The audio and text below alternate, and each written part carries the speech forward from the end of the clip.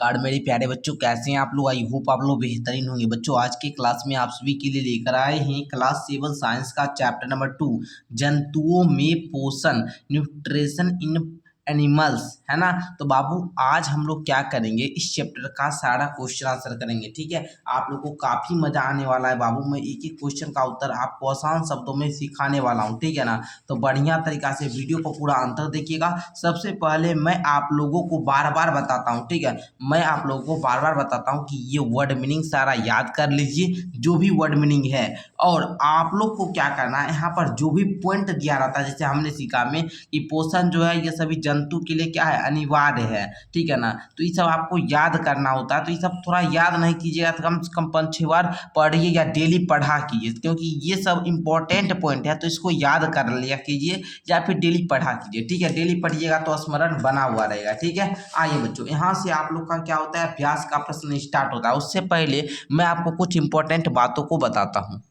सबसे पहले बच्चों आप लोग का चैप्टर नंबर 1 जो था जल और जंगल, ठीक है ना, इसको मैंने अच्छे तरीका से पूरा पढ़ा दिया था, क्वेश्चन आंसर करवा दिया था। आप लोगों ने देखा तो अच्छी बात है, नहीं देखी तो उसको जाकर देख लीजिएगा। आज चैप्टर नंबर 2 का ऑल क्वेश्चन आंसर कंप्लीट होगा। और हाँ, यदि आप हमारे पेड कोर्स में जुड़ना चाहते हैं, जहाँ पर आपको क्लास 7 का पूरा ऑल सब्जेक्ट 1 साल अच्छे तरीका से पढ़ाया जाता है, वो भी बहुत कम फीस में, तो इस नंबर पर एक बार कॉल कर लीजिएगा 62 060 11 886। इस नंबर पर एक बार कॉल करके जानकारी ले लीजिएगा। फिलहाल बच्चों हम लोग अब क्वेश्चन आंसर करना शुरू करते हैं, ठीक है। देखिए यहाँ से अभ्यास का प्रश्न स्टार्ट हो रहा है। फर्स्ट क्वेश्चन बोल रहा है खाली स्थानों की पूर्ति करना है। मानव शरीर की सबसे बड़ी ग्रंथि क्या है। तो बाबू मानव शरीर की सबसे बड़ी ग्रंथि जो है वो क्या है, यकृत है। क्या है जी, यकृत है। मैं फाइनल यहाँ पर आप लोग को अच्छे तरीका से लिख रहा हूँ, इसको जो लिख रहा हूँ उसको आप लोग नोट करते जाइए, ठीक है।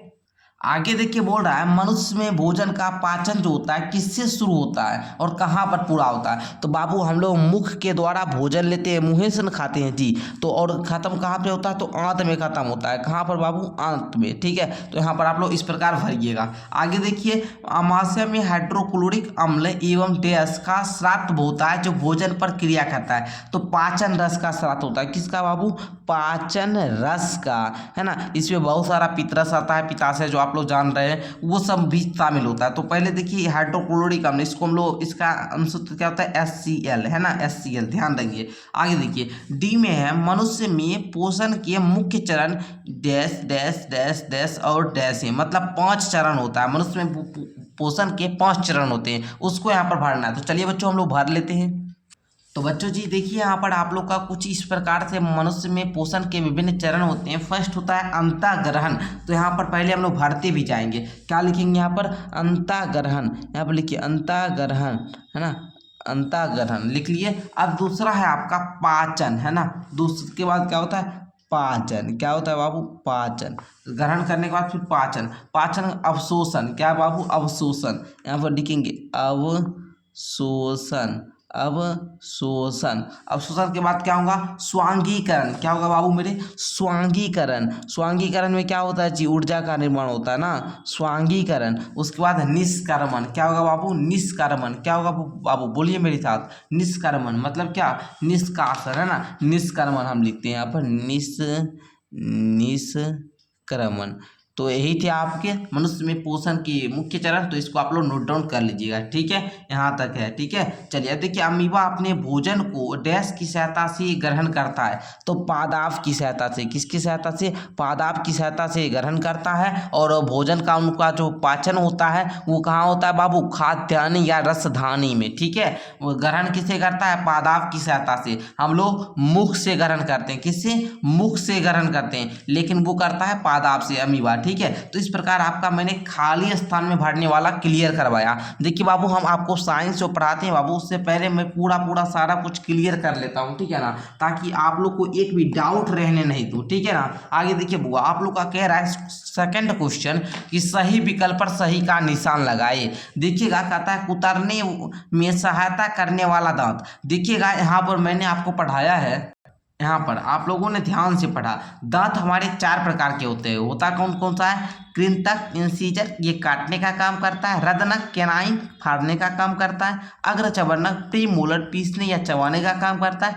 चबरनक, मोरल यानी पीसने और चबाने का काम करता है। तो यहाँ पर बोल रहा था उतारने का काम क्या है, उतारना मतलब काटना, काटने का काम करता है कृंतक। तो यहाँ पर आप लोग क्या बोलेंगे, कृंतक। क्या बोलेंगे बाबू, कृंतक बोलेंगे, ठीक है। आगे देखिए, लार मंड स्टार्च को बदलता है। लार जो है बाबू ये ग्लूकोज में बदलता है। किसमें बदलता है, ग्लूकोज में, जिसका अनुसूत्र क्या होता है ग्लूकोज का, C6H12O6। ओके, यही आपका याद करिए, C6H12O6, ठीक है। आगे देखिए तीसरा, पितरस श्राद्ध होता है यकृत से। किससे, यकृत से। आप लोग यहाँ पर पढ़े भी होंगे पितरस, देखिए यकृत में है ना लीवर, तो मतलब इसी से क्या होता है, पितरस हमारा श्राद्ध होता है, ठीक है ना। तो इस प्रकार आप देखिए यहाँ पर लिखा भी है, पितरस श्रावित करती है। पितरस क्या करते हैं, श्रावित करती है। तो वही आपको यहाँ पर पूछ रहा है, पितरस श्राद्ध होता है यकृत से। तो देखिए सिंपल, अगर आप लोग बुक पढ़ेंगे ना तो कहीं भी दिक्कतें नहीं होगा। कहता है वसा का पुनरुपेन पाचन होता है, तो छोटी आंत में, वसा का पुनरुपेन पाचन छोटी आंत में होता है, ठीक है। आगे बढ़िए, कहता है यहाँ पर जल का अवशोषण मुख्यतः होता है तो बड़ी आंत द्वारा, ठीक है। तो इस प्रकार आप लोगों ने जो सही विकल्प पर सही का निशान लगाने वाला था इसको भी क्लियर कर दिया। आप देखिए सत्य और असत्य कथनों को अब चिन्हित करना है। जैसे अमाशय में हाइड्रोक्लोरिक अम्ल का स्रावित होता है, तो ये बात क्या है, सही है। तो यहाँ पर आप लोग सत्य लिख सकते हैं। ओके, आगे देखिए, पितरस में प्रोटीन का पाचन होता है। नहीं भाई, पितरस में प्रोटीन का पाचन नहीं होता है, तो ये क्या है, गलत है, या असत्य लिखिए। क्या लिखिए, असत्य। ये बात क्या है मेरे भाई, गलत है। अब देखिए यहाँ पर क्या बोल रहा है,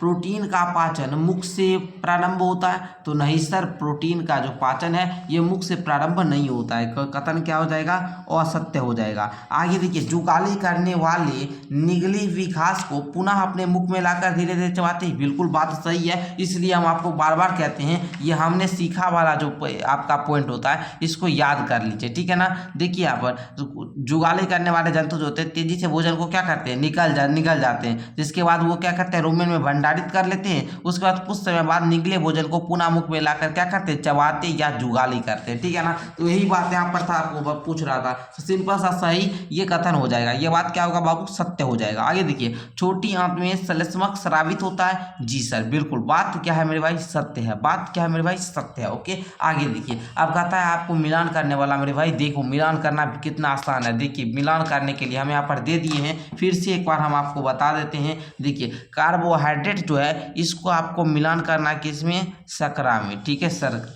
अब देखिए यहाँ पर प्रोटीन को आपको अमीनो अम्ल में मिलाना है, किसमें, अमीनो अम्ल में। वसा का किसमें मिलाना है आपको, वसा अम्ल में, है ना। अब पितरस का आपको पित्ताशय में, किसमें बाबू, पित्ताशय में। लार का लार ग्रंथि में। इस प्रकार आप लोग मैचिंग कर लीजिएगा। ओके, क्लियर है आप लोग को। अब आइए, आहार नाल के किन भागों के द्वारा ये कार्य होता है। जैसे भोजन को चबाना है, किसके द्वारा, दांत के द्वारा होता है। और ये कौन, चबरनक दांत है ना, चबरनक, क्या, चबरनक।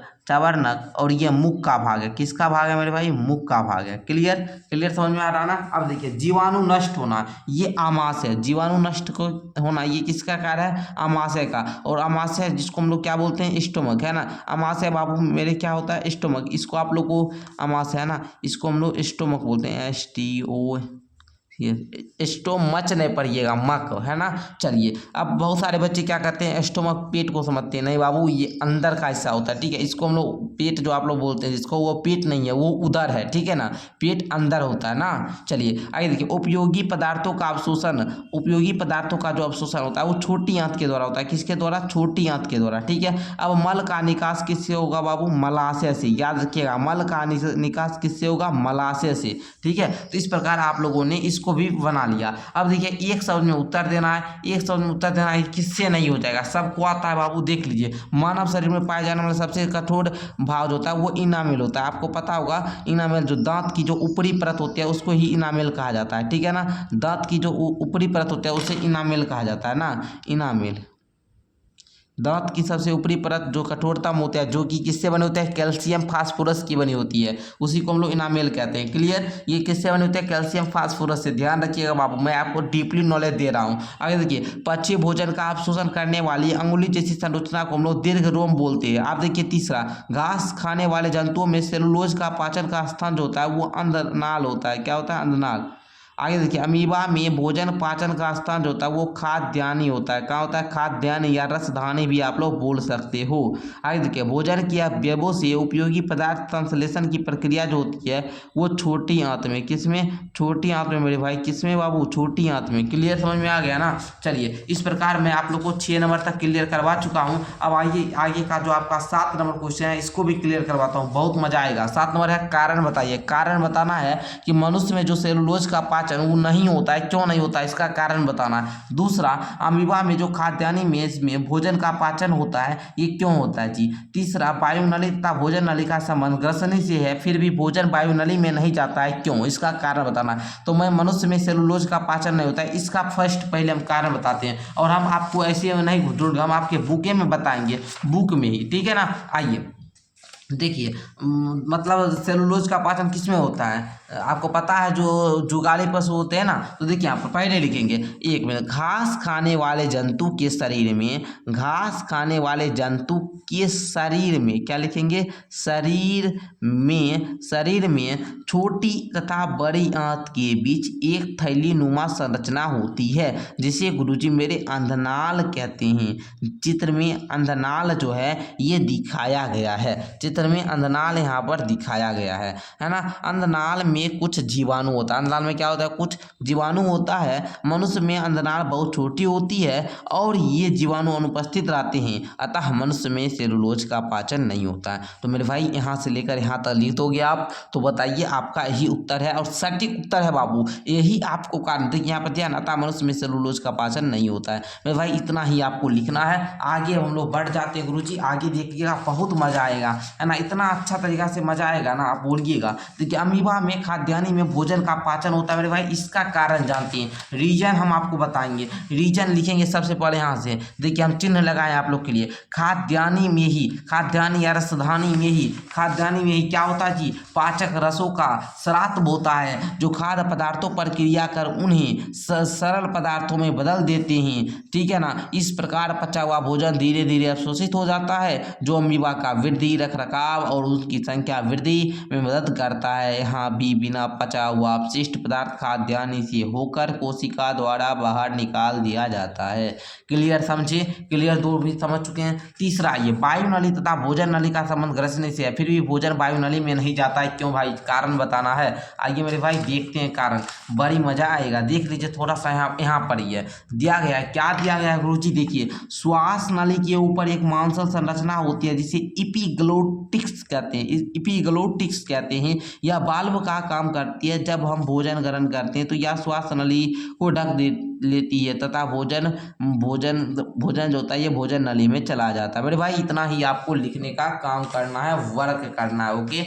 आइए आगे बढ़ते हैं गुरुजी, आगे बोल रहा है, छोटी आंत में किन ग्रंथियों के स्राव आते हैं, पाचन में उनकी क्या भूमिका है। छोटी जो आंत होती है उनमें किन ग्रंथियों के स्राव आते हैं और पाचन में उनकी क्या भूमिका है। तो देखो यहाँ पर आप लोग उत्तर में क्या लिखोगे, मैं ध्यान से यहाँ पर देखिए दिया हूँ, लिखा हूँ, छोटी आंत में यकृत से पित्तरस स्राव होता है जो पाचन में महत्वपूर्ण भूमिका निभाता है। मेरे भाई ये पॉइंट आप लोग लिख लेंगे। उसके बाद नेक्स्ट पॉइंट आप लोग लिखेंगे, छोटी आंत में अग्नाशयी रस स्राव होता है जो प्रोटीन, कार्बोहाइड्रेट और वसा प्रक्रिया कर उन्हें सरल रूपों में बदल देते हैं। क्लियर। आगे देखिए बच्चों बोल रहा है, छोटी आंत की दीवारों से स्रावित आंत रस आंशिक रूप से पचे हुए भोजन पर क्रिया कर उन्हें पूर्ण रूप से पचा देता है। क्लियर, समझ में आ गया ना। बस इतना ही लिखना है। और ये उत्तर मैंने लिखा कहाँ से, तो आप ही के बुक से लिखे बाबू, आप ही के बुक से ही लिखे। कहाँ से लिखेंगे हम आपको लेकिन बता देंगे। देखिए यहाँ पर छोटी आंत वाला टॉपिक था ना, एक था यकृत से प्राप्त स्राव और अग्नाशय से, और एक छोटी आंत थे,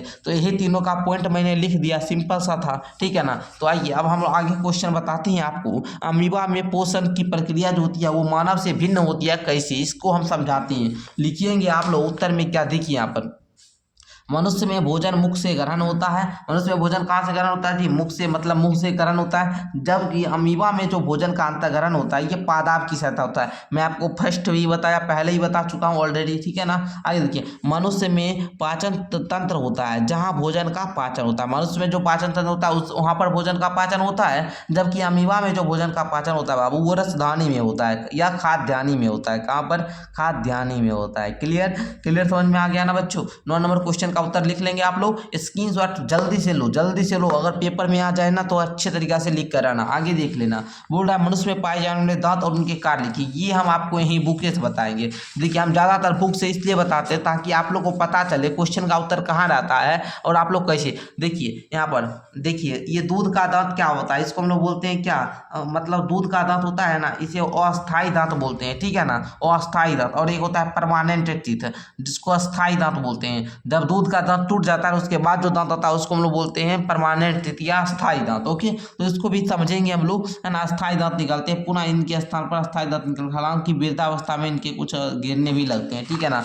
तो ये सब आपको ध्यान से डीपली नॉलेज मिलेगा कब, जब आप हमारे क्लास को ज्वाइन करोगे। पूरा मैं एक एक थ्योरी पढ़ाता हूँ, कहाँ पर मेरे भाई, जहाँ पर आप लोग मेरा कोर्स ज्वाइन करते तो वहाँ पर। ओके, तो ज्वाइन कर लेना। देखिए लिखेंगे दांत बेसिकली 4 प्रकार के होती हैं, दांत बेसिकली 4 प्रकार के होते हैं। फर्स्ट होता है कृंतक, जिसका काम है काटने का काम करता है। दूसरा रदनक, जो फाड़ने का काम करता है। तीसरा अग्रचवर्णक प्रीमोलर, जो कि पीसने और चबाने का काम करता है। चौथा मोलर, और पीसने और चबाने का काम करता है। इनकी संख्या क्या होती है मैं उसको अच्छे तरीके से समझा चुका हूँ। अच्छा बाबू यहाँ पर देखिए, यही चीज मैं आपको बताया था कि तो हमारे यहाँ दांतों की ऊपरी परत को इनामेल कहते हैं, हमारे शरीर की कठोरतम पदार्थ है, ठीक है। और ये कैल्शियम, एनेमेलिन नामक लवण तथा प्रोटीन से बना होता है, ठीक है।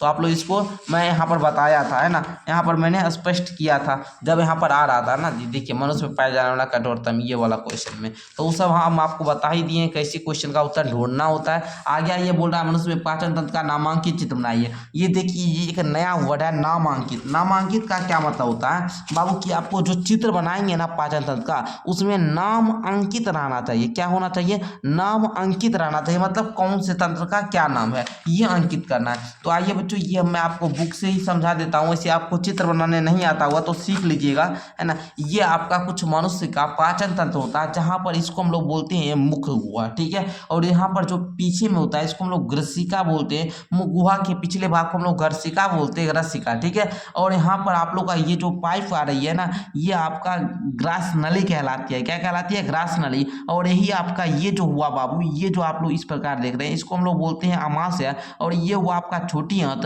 ये जो आप लोग देख रहे हैं ना ये आपका बड़ी आंत हुआ, और ये आपका मलद्वार हुआ, ठीक है। और यहाँ पर मलाशय होता है, ठीक है। क्लियर समझ में आ गया ना। यही प्रकार चित्र बनाना है, ऐसे आप लोग इस प्रकार भी बना सकते हैं। पहले क्या कीजिएगा, इसको इस प्रकार से ऐसे, अच्छा छोड़िए उसको छोड़िए, पहले इस प्रकार से कीजिए। इस प्रकार से आराम से आपको क्या करना है, लेकर चलाना है। फिर इसको इस प्रकार से बढ़िया से करके इस प्रकार लेकर चले आना है। यहाँ पर ऐसे करके आपको इस प्रकार से बना देना है, ठीक है ना। अब आप लोग क्या करेंगे, यहाँ पर ऐसे ऐसे ऐसे ऐसे ऐसे ऐसे आराम से कर देंगे। उसके बाद इसको भी ऐसे ऐसे आके यहाँ ऐसे करके ऐसे बना देंगे। उसके बाद इसको भी ऐसे ऐसे करके यहाँ से ऐसे घुमा देना है, यहाँ पर ला देना है इसको, और यहाँ पर ऐसे। अब बच्चा आप लोग यहाँ पर है ना मुंडी वगैरह सारा कुछ सजा लीजिएगा, जो भी होगा आप लोग अच्छे तरीके से इसके लिए सजा लीजिएगा, ठीक है। उसके बाद इसको दर्शा दीजिएगा कि ये जो है ये छोटी आंत है, ये क्या है बाबू बड़ी आंत है, और ये क्या है अमाशय है, ये क्या है ग्रास नली है, ये क्या है ग्रसिका है, ठीक है ना। ये क्या है बाबू मुख गुहा है। इसको बढ़िया तरीका से दर्शा दीजिएगा। तो ये थी तो कुछ आपके थ्योरी वाला क्वेश्चन जो मैंने अच्छे तरीके से समझा दिया। मैं आशा करता हूँ कि आपको अच्छे तरीका सारा कुछ समझ में आ चुका होगा। ये चैप्टर पढ़ना काफ़ी ज़रूरी होता है, इससे आपका मतलब ये आपके आगे भी क्लास 10th में भी है, तो इसको अच्छे तरीके से सीख लीजिए। धन्यवाद बच्चों, मिलते हैं नेक्स्ट क्लास के साथ। मैं अपने पेड कोर्स में ज्वाइन करवाने के लिए आप लोग को फिर से एक बार नंबर देना चाहूँगा, 62 060 11 886 पर आज ही कॉल करके हमारे व्हाट्सएप ग्रुप पर जुड़ जाए और हमारे पेड कोर्स में, जहाँ पर आपको 1 साल पढ़ाया जाता है वो भी मिनिमम फीस में, तो ज़रूर ज्वाइन करें। धन्यवाद बच्चों।